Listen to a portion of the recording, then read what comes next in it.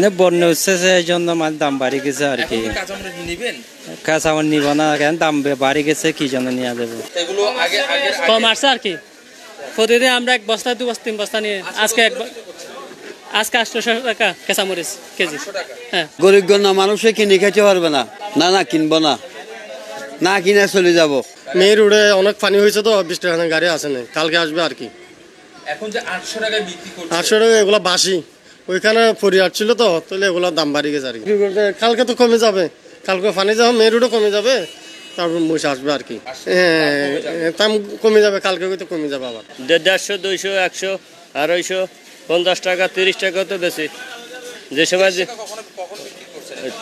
ফাল্গুন 34 মাসে বাইরে 30 টাকা 25 টাকা, আরো 5-6 মাস আগে না 80 টাকা 100 টাকার উপর ছিল, 120, 100, 150, 30 টাকা পাওয়া গেছে। পাওয়া তোমার মাথা ঠিক নেই। জি অবশ্যই এখানে কোনো অবশ্যই সিন্ডিকেট থাকবে, এটা স্বাভাবিক। কারণ এত দ্বিগুণ দাম বাড়ার পিছনে কারণটা কি?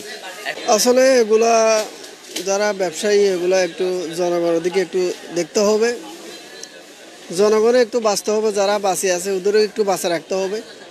আর এভাবে যদি এত সরা দাম নিয়ে যদি বিক্রি করা হয়, সাধারণ জনগণ আছে ওরা তো সমস্যা পড়ে যাবে।